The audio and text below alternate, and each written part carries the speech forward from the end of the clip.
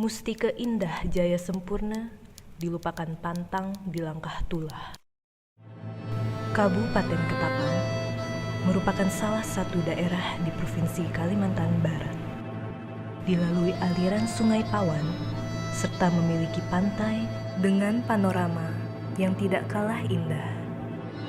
Ketapang menjadi destinasi wisata pantai, budaya,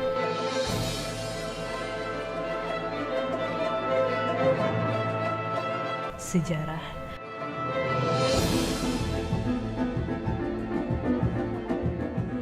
yang berkontribusi dalam pembangunan dan ekonomi. Berbagai macam atraksi menjadikan Ketapang memiliki daya tarik wisata tersendiri. Etnis sukunya beraneka ragam, terdiri dari suku Dayak, Melayu, dan Tionghoa.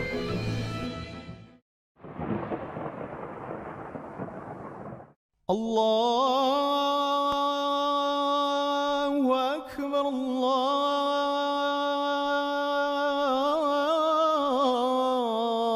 Akbar. Mayoritas agama masyarakat di Ketapang adalah Islam. Mata pencaharian utama masyarakat bergerak di bidang bisnis kayu, kelapa sawit, sarang burung walet, dan jasa perdagangan. Salah satu kuliner khas Ketapang adalah ale-ale, yang merupakan jenis kerang berkulit halus. Ale-ale diabadikan sebagai tugu yang menjadi titik 0 km Ketapang. Di Kabupaten Ketapang terdapat sebuah desa yaitu Mulyakerta dengan waktu tempuh 15 menit dari pusat kota melalui jembatan menyeberangi Sungai Pawan. Transportasi antar desa di Ketapang salah satunya menggunakan sampan kayu bermesin atau motor air.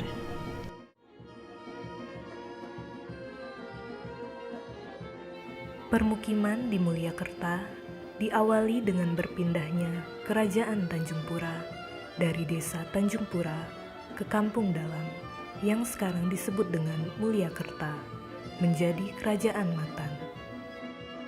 Seiring dengan keberadaan pusat pemerintahan Kerajaan Matan di Mulyakerta, terdapat tempat tinggal kerabat kerajaan, di antaranya rumah besar atau rumah raja dan rumah bangsawan.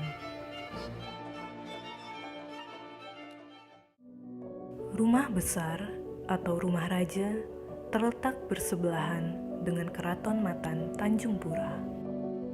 Disebut rumah raja karena pada masa itu dijadikan sebagai tempat melaksanakan kegiatan pemerintahan kerajaan. Bangunan ini didirikan oleh Uti Muhsin Al-Haji Moh Sabran.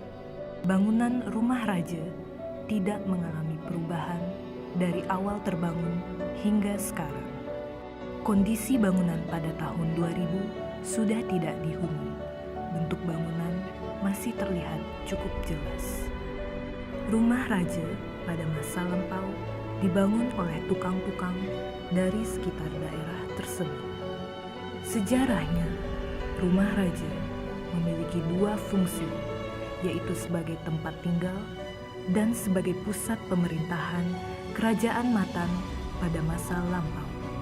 Rumah raja dahulunya juga digunakan sebagai tempat untuk melakukan kegiatan-kegiatan, di antaranya sebagai tempat menghadap sang raja.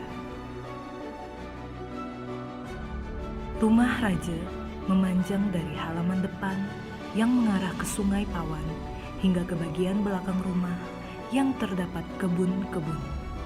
Pada masa kepemimpinan Uti Muhsin, bagian depan rumah raja dijaga oleh pengawal-pengawal kerajaan.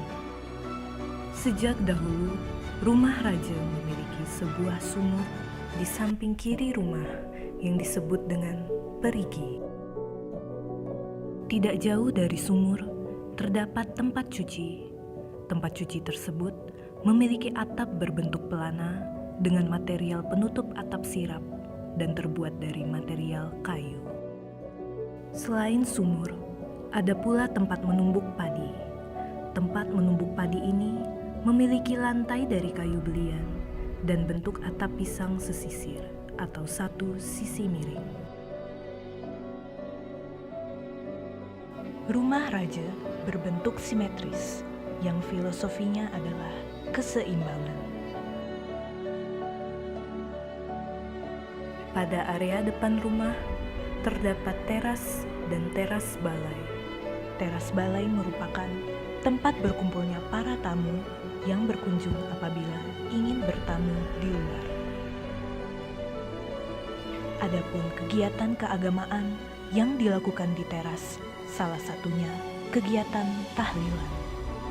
Tangga teras balai berada di depan pintu masuk rumah raja. Tangga ini masih dipergunakan dan dipasang di kediaman orang yang pernah tinggal di rumah raja. Terdapat 2 buah bilik atau kamar di kiri dan di kanan pada teras balai yang menjadi tempat peristirahatan para putra kerajaan jika pulang larut malam. Di kedua bilik terdapat jendela dari arah dalam rumah untuk memantau putra kerajaan. Tengah ruang atau ruang keluarga digunakan sebagai tempat berkumpulnya anggota keluarga. Terdapat partisi untuk memantau tamu yang datang. Partisi ini terbuat dari kayu jati. Di rumah raja terdapat nangkat pada lantainya. Nangkat merupakan bagian lantai yang bertingkat. Nangkat digunakan raja untuk menghadap tamu, prajurit, ataupun masyarakat yang ingin menemuinya dan dapat difungsikan sebagai tempat untuk meletakkan senjata dan peralatan rumah. Kamar raja digunakan oleh Pangeran Laksamana Putih Muhsin Al-Haji Moh Sabran sebagai tempat istirahat. Dari kamar raja terdapat pintu yang menghubungkan kamar raja dengan kamar lamin. Kamar lamin digunakan untuk wanita yang baru mengalami menstruasi pertama.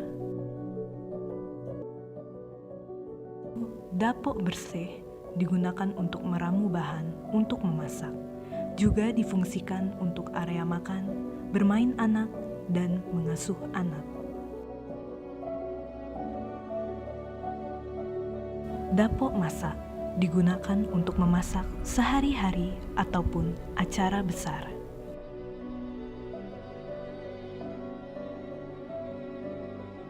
Pada lantai 2 terdapat selasar menjadi tempat khusus wanita untuk melakukan kegiatan seperti menenun, menyulam, dan lain-lain. Pada bagian daun jendela terdapat ram angin yang dapat dibuka untuk masuknya udara ke dalam ruangan. Setiap tingkap terdapat jerejak atau teralis kayu yang dipasang dari dalam ruangan pada bagian bukaan jendela guna membatasi penghuni rumah ketika hendak melihat ke arah luar rumah. Langit-langit rumah raja berupa susunan papan dari material kayu lempung atau meranti batu. Susunan papan tersebut terpasang mengikuti kemiringan atap. Papan-papan kayu dipasang pada bagian kasau dengan menggunakan paku.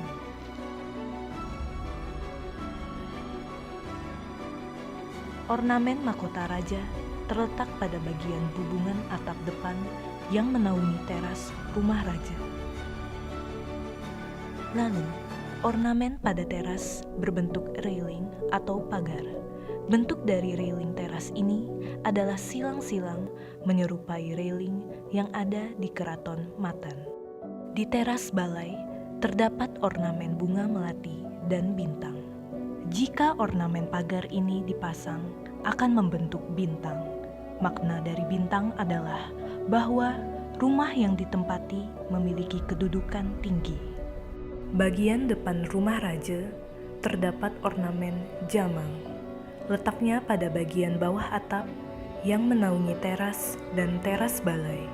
Bentuknya menyerupai daun pandan. Pondasi yang digunakan di rumah raja adalah tiang tongkat. Pada pondasi rumah raja terdapat tiang seri. Tiang seri tersebut ditarik dengan menggunakan tali tambang yang dilakukan lebih dari satu orang. Kap atau kip dimasukkan dengan cara dipahat di bagian yang akan diletakkan bantal atau gelegar. Material kayu rumah raja yang diperoleh dari luar daerah diangkut dengan cara dihanyutkan di sungai menggunakan sampan. Pada pemasangan penutup atap sirap dipasang di reng dengan menggunakan paku. Bahan dari atap sirap adalah kayu belian. Papan dinding dipasang dengan sistem pian dan dipaku pada bagian pak gandeng atau rangka dinding.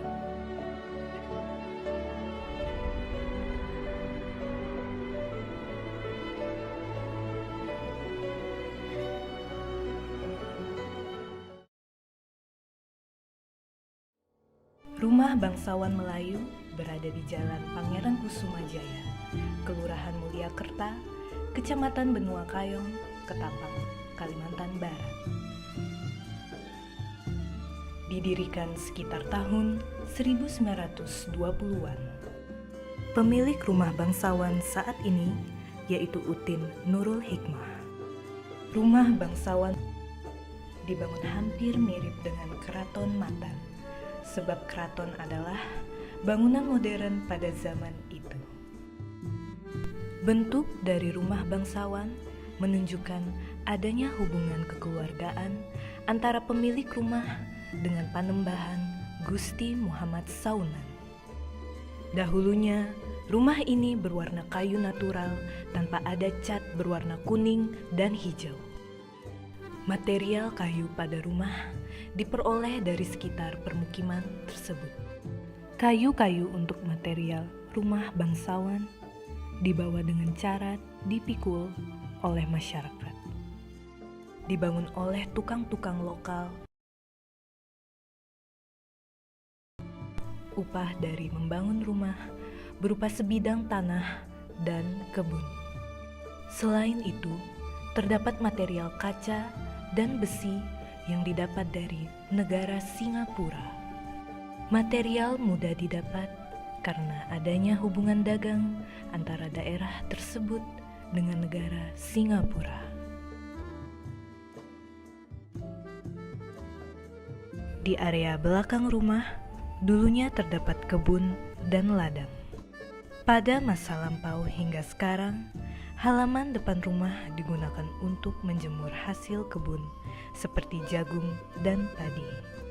Dahulunya, di rumah bangsawan terdapat sebuah sumur yang terletak di bagian belakang rumah. Sumur tersebut merupakan sumur pertama yang ada di daerah tersebut. Banyak masyarakat yang menggunakannya sebagai sumber kehidupan sehari-hari.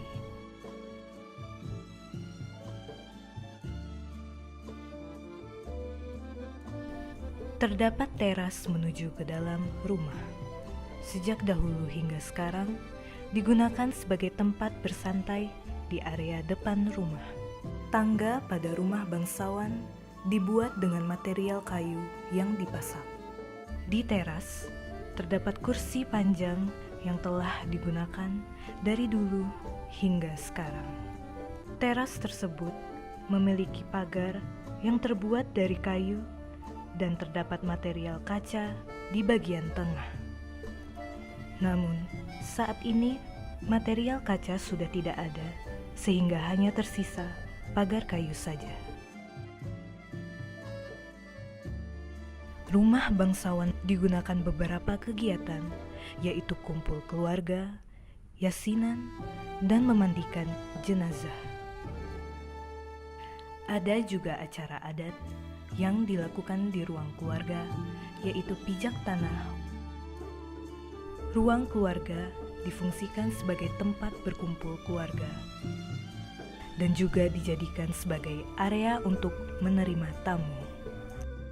Ruangannya cukup luas dan tinggi hingga ke langit-langit. Di ruang keluarga juga terdapat jendela yang menjadi pembatas antara ruang keluarga dan ruang makan. Pada jendela terdapat lukisan yang ceritanya merupakan lukisan yang dibuat oleh orang Jepang yang pada saat itu memiliki niat untuk memantau aktivitas orang di dalam rumah dan bertujuan untuk menculik penghuni rumah pada masa itu. Terdapat juga kaca patri yang mengarah ke depan rumah. Kaca patri tersebut memiliki warna biru dan kuning, menunjukkan bahwa pemilik rumah merupakan keturunan bangsawan. Di ruang keluarga terdapat kayu yang dapat dibuka, digunakan untuk meludah dan membuang sampah pada saat menyapu. Sejak dulu hingga sekarang, ruang makan masih berfungsi sebagai area makan keluarga. Ada juga tangga di ruang makan yang dahulunya digunakan untuk menuju ke ruang lamin terbuat dari material kayu lempung. Sebagai ruang lamin, yaitu area yang dikhususkan untuk perempuan melakukan kegiatan pada masa lampau, seperti menyulam atau menjahit. Di ruang makan juga difungsikan sebagai area memandikan jenazah. Dapat dilihat dari permukaan lantainya yang berbeda dari penutup lainnya. Ornamen ini terletak pada ujung atap pelana yang menaungi teras. Beberapa ornamen terinspirasi dari bentuk bunga male pada bagian depan rumah yang sisinya menghadap ke arah jalan. Pada sisi ini terdapat beberapa motif, yaitu pagar male, daun male, pucuk male, konsol male, dan bintang. Pagar male, daun male, pucuk male, dan konsol male memiliki makna saling berkaitan, mengikat satu sama lain. Ornamen bintang melambangkan kedudukan yang tinggi dan gagah. Ornamen yang berada pada bagian tangga hanya berfungsi sebagai hiasan bagian luar rumah. Ornamen ini berada pada bagian kip yang mengarah ke depan dan menjorok keluar, merupakan bentuk dari kepala ular. Penghawaan alami pada bangunan rumah ini pada masa lampau mengandalkan celah-celah ram angin pada daun jendela dan ventilasi udara. Namun saat ini, ram angin sudah tidak dapat digunakan karena besi untuk pengaitnya sudah berkarat dan sulit untuk digerakkan. Pemilihan lahan yang diberi oleh raja diuji dengan cara menanam pisang. Jika berbuah, maka rumah siap untuk dibangun. Kayu-kayu untuk material bangunan berasal dari pepohonan hutan, yaitu berupa pohon ulin, pohon damar, rotan, dan lain-lain. Pondasi yang digunakan adalah tiang tongkat. Untuk pemilihan tiang tongkat yang bagus, kayu tersebut akan dipukul. Jika bunyinya tidak keras, berarti kayu tersebut padat dan berkualitas baik. Balok ikat terletak di bawah kip dan ditopang oleh pondasi yang sudah dicoak, berfungsi untuk memiliki kestabilan satu arah. Agar kap atau kip seimbang, jika ada tongkat yang lebih tinggi daripada yang lain, tongkat tersebut akan ditumbuk atau dipukul hingga ketinggiannya sama. Gelegar pada rumah bangsawan memiliki dua jenis gelegar yang berbeda, dipasang dengan arah yang berlawanan dengan kap atau kip. Tiang atau kolom yang digunakan berasal dari pohon belian. Tongkat dibentuk persegi, lalu ditumbuk menggunakan kepala babi atau pemukul. Pengerjaan atap dilakukan terlebih dahulu agar bagian bawah rumah dapat terlindung dari sinar matahari dan hujan. Material penutup atap yang digunakan adalah atap sirap belian.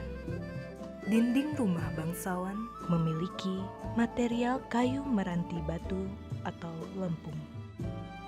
Material lantai menggunakan kayu belian dengan susunan papan yang lurus yang memiliki makna kehidupan penghuni rumah dapat berjalan lurus.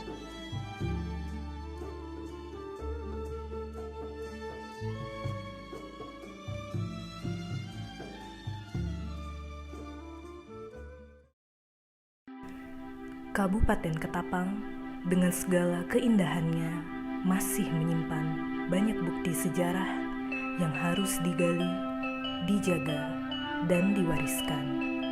Melalui ekspedisi arsitektur tradisional pada program studi arsitektur Universitas Tanjung Pura, diharapkan kita semua, masyarakat Indonesia, dan generasi penerus bangsa dapat menjaga peninggalan dalam suatu bentuk warisan yang menjadi bagian dari karakter kita semua. Jalan-jalan ke kota Ketapang, tidak lupa membeli amplang. Sejarah yang ada jangan hilang, agar anak cucu bisa mengenal. Wassalamualaikum warahmatullahi wabarakatuh.